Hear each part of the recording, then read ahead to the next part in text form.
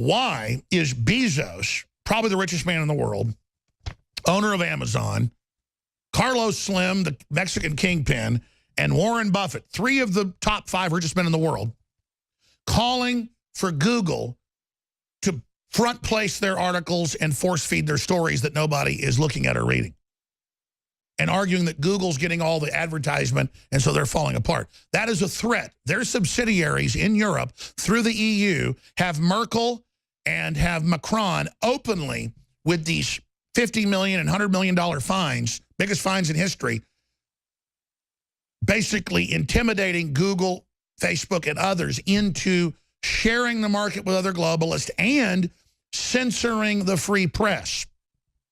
So Google and Facebook are already being censored for not doing enough censoring in Europe. It's already draconian. It's already horrible. But they want it more intense.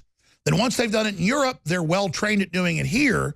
And so basically other major billionaires like Bezos, who owns the Washington Post and got $600 million from the CIA to engage in propaganda from Obama before he left office, they're weighing in now with their intimidation in a hostile takeover of Google and Facebook.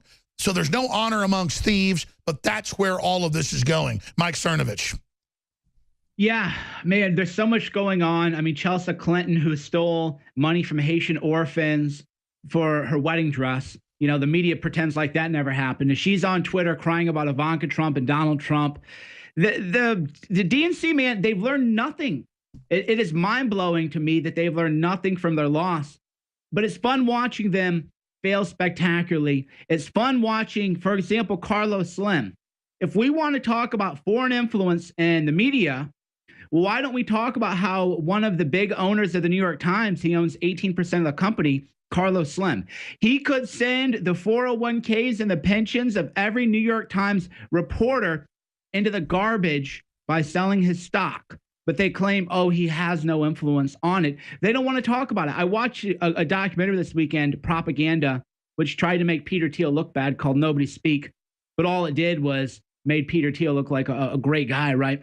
But in the movie, they go, oh, isn't it a terrible thing? Sheldon Adelson bought the Las Vegas Review.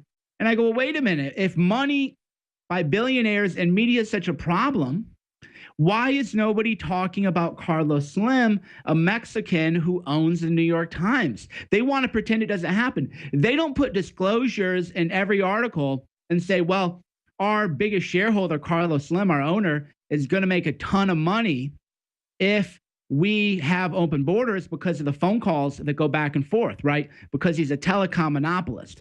There's never any kind of disclosure like this. That's right. You never learned that Carlos Slim made $10 billion plus last time I checked of his money off U.S. taxpayers administering the stupid Obama phone. Pure profit, unbelievable. It's incredible. We're going to go to break, come back and go to Vicious, Ryan, Jeff, Montoya, Joe, and others. And then at the next segment, Mike Cernovich is going to tell you about his Kickstarter campaign. Very excited for a new film, Hoaxed. Ladies and gentlemen, it is so good to see that people like Mike are taking action, because I've been so busy. I haven't made a documentary in 6 years. I'm glad to see him out there slaying it. Hour number 3 coming up. Please spread the word. You are the power of the info war. Please spread the word. Ladies and gentlemen, we're going to go to Vicious and Ryan and Jeff and Montoya and Joe and others. One of them wants to talk about Amelia Earhart. Yeah, I saw the photo last week of her with a bunch of Japanese, looks like her, before World War II, getting grabbed and taken off by the Japanese. That really happened. Who knows? But it's okay to ask questions. Us having our own opinions is not a conspiracy theory. It's simply speculating and having discernment or discrimination. Like you discriminate who makes a better hot dog, who makes a better hamburger, or who makes better clothes. That's from the History Channel, though, folks. And, you know, you never know with the History Channel, because they were the ones that said George Washington on the 4th of July fought at the Battle of Gettysburg. Let's go to your phone calls right now. Let's go to Vicious in Wisconsin. You're on the air with Mike Cernovich. Go ahead. Hi, Mike. Hi, Alex. I got 2 vicious riddles for you. They're rhetorical riddles, though. The second one's a little bit more vicious. You ready? Sure. Okay, first one. What does Caesar and Hillary Clinton have in common? Both of them have epileptic seizures. Correct. You got that one right. And what Hillary Clinton saw in her mind's eye on September 11th should definitely be public knowledge.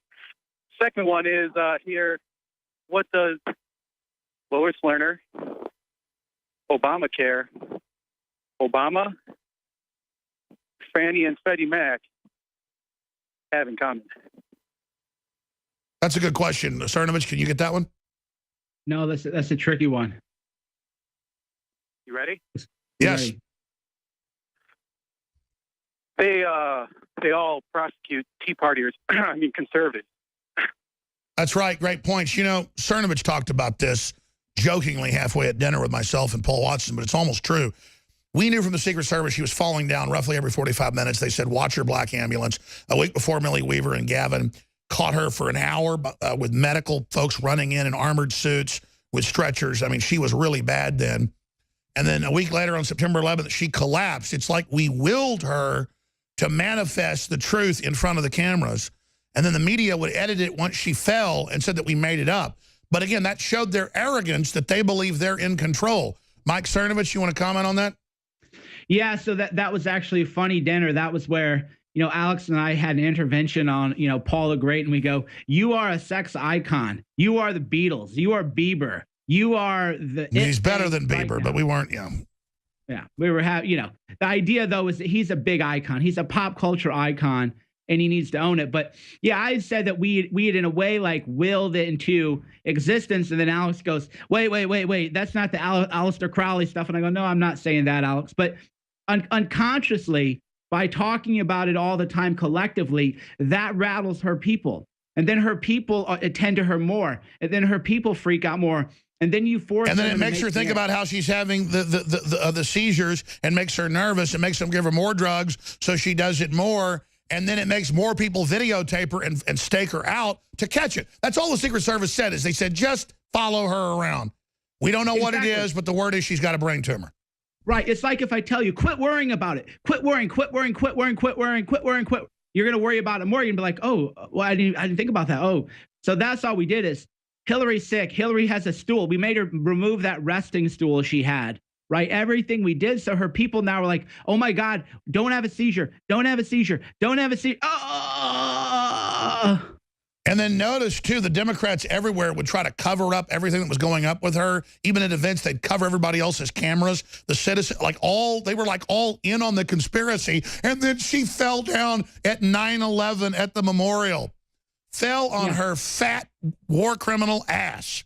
Well, and and she has the anti-seizure glasses because the CFR is trying to go. The whole thing with Hillary's health is that I moved past it, but the globalists and the CFR are going, you spread rumors about her having Parkinson's. In that picture on the screen, she's wearing the Zeiss. The classic prescription ones. It's crazy. And again, please, mainstream media, don't say I'm bad and evil to the public that hates you. Please don't knight me, supreme leader, against you. Please don't empower us. Oh, no, please, no. Going back to Mike Cernovich. Mike, I want you to stay with us if you can. If you got to leave, I understand. But I want to go to phone calls. But tell us about films. Films are an amazing way to get the truth out. I've reached hundreds and hundreds of millions of people with my films. You've been helping with Kickstarter programs take films from obscurity like Red Pill and help push them to the top. How do folks get involved supporting the new film project, Hoaxed? Well, we have some breaking news right now. The globalist deep state hit piece on me is being officially launched. 3 people wrote this article for Foreign Policy. They're now calling me an internet harasser. But within the article, they admit, here, I'll quote. Now, let's explain. Let's explain that Foreign Policy is the Washington Post version of Foreign Affairs. It's where they put out the calls for coups against the president. It's where they call for deep state control. It's where they actually give orders to their own operatives, just like in the old days, Russian spies would put code words in newspapers. This is admitted. They're the folks that wrote the article 3 years ago when CIA was legalized to engage in deception domestically. They put that out so that foreign service folks could know they're now going to target America with their disinformation. So this is actual rogue CIA targeting myself, you, and others. Tell folks about the article. Let's put it out. Yeah, so this article I just sent to the great team is they attack me and they call me fake news. But they said, and I quote, my reports include details that only someone on the inside could know. For example, my tweets about Ciaramella were so specific that they documented meetings and lunches the NSC staffer had with certain people. That is how good my sources are. And they're right pissed because you're talking to people at the White House, and they know I am too. That's how good they are. They're like, I know where they're having lunch. I know where people are eating lunch. I'm watching you, deep state. That's right. You people think you're going to open our borders and bring in Islamicists and teach 5-year-olds how to be, raped by pedophiles, and then we're going to go into your world government without a fight? You want to fight? You better believe you got one. Let me see your war face, Cernovich. Let me see your war face. Ah, yeah. Let them know. Come on with me. Ah, yeah. That is how I know where they're having lunch. I know their mistresses. I know they're drug dealers. I know they're prostitutes. And we're just waiting. And you've got all your kill switches ready, all your dead man switches. So do I. We have everything. Ah, yes. They think, that's the thing. They think they're spying on us. My tweet, so specific. I know about the lunch meeting. And all the stuff they've done to me and you, we just love it. It just makes it more delicious, doesn't it? Well, it feels great because they don't go after nobodies. They sent 3 people. Deep State sent 3 people. Let's put the article on screen. This is from the CIA, liberal deep state, rogue government is what foreign affairs admittedly is. They're the ones calling for coup d'etats. Everything else, they're the ones calling for the CIA to lie to the American people. You can pull it up 3 years ago when they celebrated that propaganda now legalized inside the U.S. Trump's trolls are waging war on American civil servants. Alt-right bloggers are slinging out government employees, singling out deemed hostile to the president's agenda. That's right. We're pointing out all your moles that are actual Soros operatives on paper, admittedly confirmed, or working for the Islamicists. You better bet your butt we're coming after you. Go ahead, Cernovich. Yeah, that's the whole point. The deep state now is, first they go, oh, you and Alex Jones, you're fake news. Everything you say is wrong. Now they're saying, wait a minute, Cernovich knows where they're eating lunch. Maybe I have them bugged. Maybe I have things, who knows what I know? Because all that people know is everything that I say comes true a long time. And I said this before, and I play dirty too. I know about the drug dealers and the sugar babies and everything. And if these people come after me, I have this with my lawyer in a trust account. And if anything ever happens to me, I've told them, I said, if you think I play dirty now, if anything happens to me or my family, I will release the mother lode of all of you doing drugs, cheating on your wives, the heroin, everything. So how the ecstasy, all of it. And let's expand on that. We didn't draw first blood. We don't want to run these people over. They're not giving us quarter. So now we've got up off the bench. We're beating the living snot out of them politically. And so they're hoping for violence now and a civil war. Man, if they really make us get up off the bench, they're going to really get their asses handed to them. Well, yeah, because I didn't even do politics 2 years ago. I hated it. I just wanted to do guerrilla mindset all day, right? I didn't want to do political stuff, but that is how bad they've made it, that they brought people like me into the fold. Well, I mean, talk about it. They tried to run you out, and that's what they did to me. And you know, they try to destroy us. It makes us stronger. Yeah, exactly. And that's what they have to learn is that they're attacking me. My whole business is based on mindset and success and remaining positive when people attack you and overcoming adversity. And they think the little hit articles or their threats or everything are gonna intimidate, me. That's what they think they're gonna do. But what they're realizing now, I know so much more than I've ever. You and I have talked privately about what we really know, is like a safety valve and everything. So you have that info too if anything happens to me. And a lot of people don't realize that. You'll just release it all if anything happens. So they better hope for debate. If they want to debate me, we'll debate them. But if they ever play dirty and cross that line like that happened with Michael Hastings, I'm not going to go out like that for sure. Yeah, we're not going to go out running, with the documents and the car blows up. Look, we've already dropped so many payloads on them. They know it'll turn us into martyrs. That's why they want to kill us politically. And part of this demonization, is them seeing if they can get the public to turn on us, then they'll kill us. But that's, big deal. We're in a war. They're cowards. They're afraid. They don't understand we really aren't afraid, Mike. They don't get it. Well, they don't understand what it's like that we view ourselves as soldiers and, warriors. We're the modern day flanks keeping America from being completely crushed and collapsed like Europe. And we have daughters. And we're tasting victory. Right. We have children. How can we not fight? What will happen to our daughters in the sex slavery that we allow the Clintons and the Haitians and the Saudi Arabians and everybody to do? what's going to happen. That's right. This is the West that Atlantic Monthly and Foreign Affairs and Public Affairs brag is going to fall. They're the anti-white, anti-Christian, they say it, and they're white people that want to conquer it just as a pissing contest because they didn't build America. And they're trying to turn them, the minorities into scum like them. It's not really working. So it's an incredible time. I promise. We're going to Montoya, Joe, Jeff, Ryan, then Mike. All of you. Bam, bam, bam. With Mike Cernovich straight ahead, but that big breaking news came in. Wow. Now, there they are admitting it. Now they're not calling us fake news. Now they're panicking. Now they're in fear. And look at what happened to Megyn Kelly. All right, we're going right to your phone calls. I just want to make a point here. I don't claim to be the toughest, meanest guy around, but the best thing ever happened to me growing up in Dallas was it was kind of like the end of the 50s type stuff. It was in the 70s and 80s, but it was like the end of that kind of culture, was that my parents were really nice folks, but they let people beat me up. And I guess they thought it was more like old-fashioned. They know it was like gang members 4 or 5 years older than me.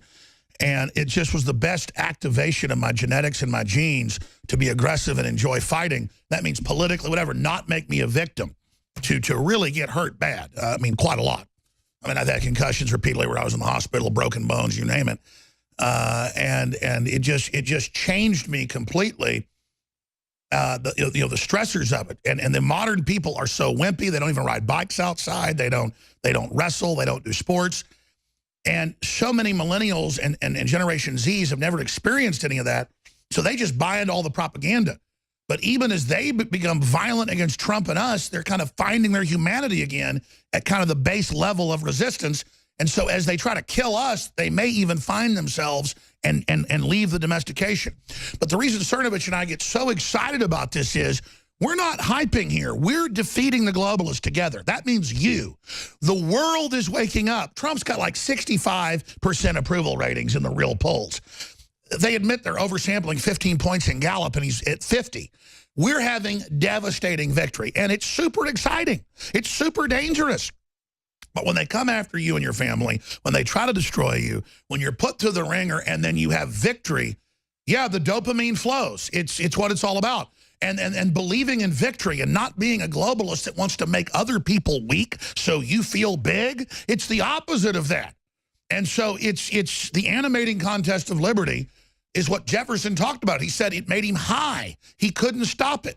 It's why he went and was part of the French Revolution after ours, but then he found out that was a bad version and came back. So, again, don't thank us. It's an honor. It's like Cernovich says, Mike, this isn't work, is it? Then we're going to Montoya and Jeff and Ryan and Joe. I'm going to everybody. Go ahead. No, I mean, this is the greatest job in the world, even with all the death threats and harassment and bomb threats and all the attacks we get. That's how I know people at CNN like Brian Stelter know that they're vacant and hollow. Because I'm getting attacked, and I'm like, I love it. This proves that I'm telling the truth. Yeah, I want in the ring. Attack me more. You want in the game. Yeah. Welcome to the jungle, bitches. Welcome to the jungle. Family friendly. I watch language. But yeah, welcome to the jungle.